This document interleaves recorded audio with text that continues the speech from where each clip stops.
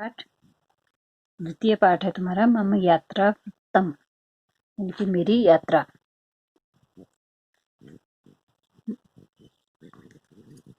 कोई बच्चा है, उसका नाम है अभिनव। तो अभिनव ने अपनी यात्रा के बारे में इसमें लिखा हुआ है। मम नाम अभिनव, मेरा नाम अभिनव है। यानी कि अगर तुम भी खुद बोलो कि मेरा नाम ये है तो ऐसे ही बोलोगे, मम नाम ये।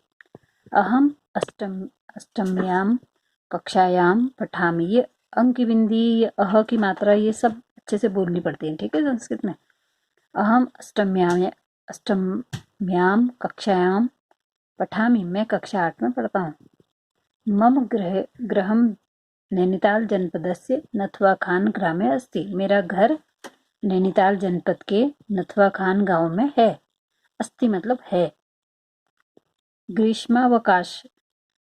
ग्रीष्मावकाशांतरम, ग्रीष्म अवकाश के समय में, यानी कि गर्मी की छुट्टियों के समय में, यदा अहम विद्यालयम आगच्छम, जब मैं विद्यालय आया, तदा अस्माकम अध्यापकः अपृच्छत्, तब मेरे अध्यापक ने पूछा। देखो, पृच्छत माने पूछा होता है और उसके आगे अ लगा दिया जाए अगर, तो वो भूतकाल का हो जाता है, यानी कि जो बीत चुका है वो समय का हो जाता है। वो मेरे अध्यापक ने पूछा। अभी और जगह भी तुम्हें अ लगा हुआ दिखाई देगा कोई भी क्रिया के आगे से, ठीक है। भू बालका, हे बच्चों या बच्चों, ग्रीष्मावकाशे यूयम कुत्र कुत्र अगच्छत। देखो अ लगा हुआ है, गच्छत माने जाना होता है, अ माने गए।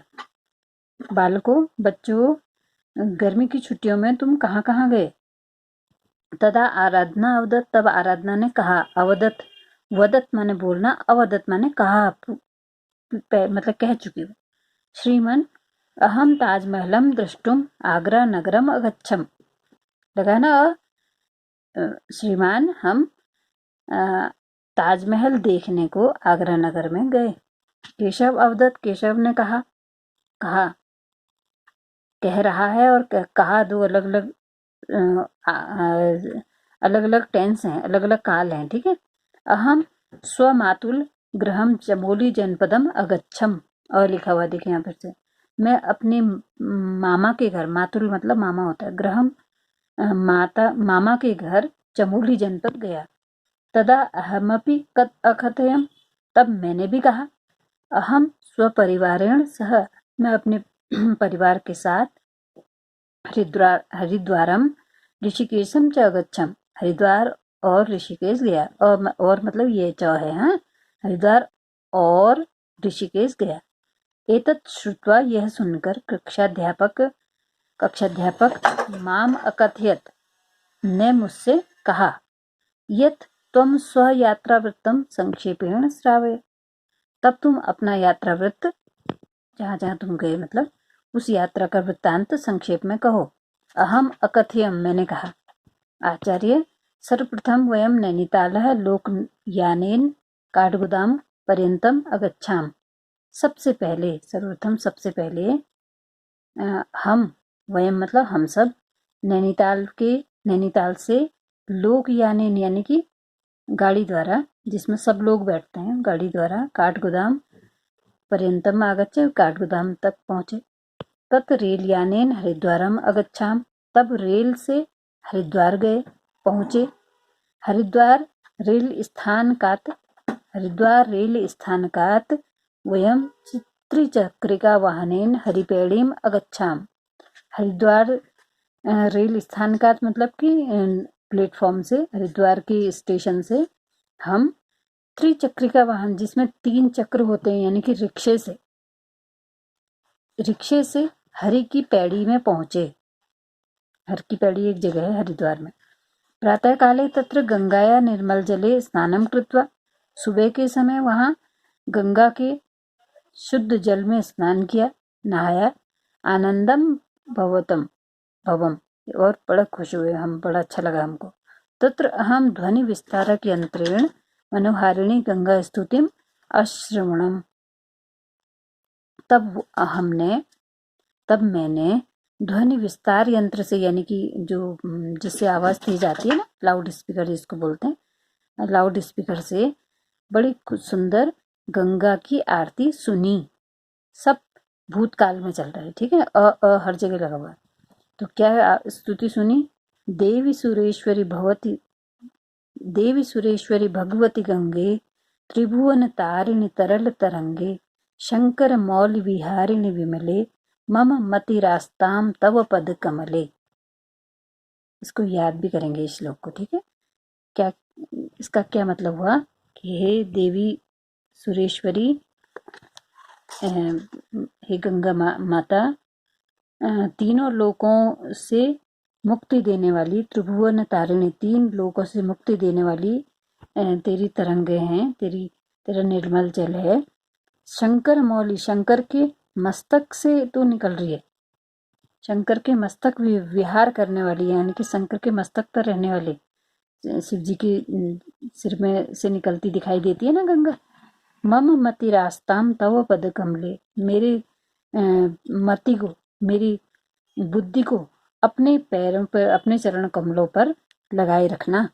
ऐसा उसने सुना, गंगा की स्तुति सुनी, जिसने, अभिनव ने। एताम स्तुतिम निशम्य वयम मनसा देवी, चंडी देवी, दक्ष प्रजापति, भारत माता मंदिर, माया देवी प्रभृति मंदिराणाम दर्शनानंतर शांति कुंज पतंजलि योग पीठाम च भ्रमणम अकुर्म। यह स्तुति सुनकर, निशम्य यानी कि सुनकर, निशम्य मतलब सुनकर,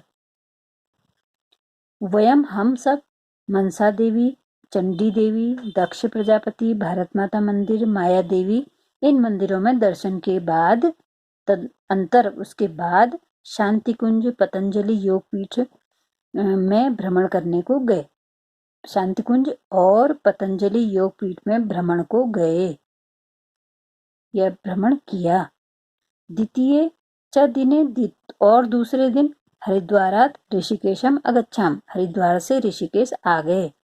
तत्र त्रिवेणी घट्टम, वहां त्रिवेणी घाट में राम झूला, लक्ष्मण झूला, स्वर्गाश्रमस्य च दर्शनम कृत्वा गंगायाम नौका विहारम अकुर्म। तब वहां हमने क्या करा, त्रिवेणी घाट में राम झूला देखा, लक्ष्मण झूला, स्वर्गाश्रम देखा, दर्शन यानी कि और स्वर्गाश्रम देखा, और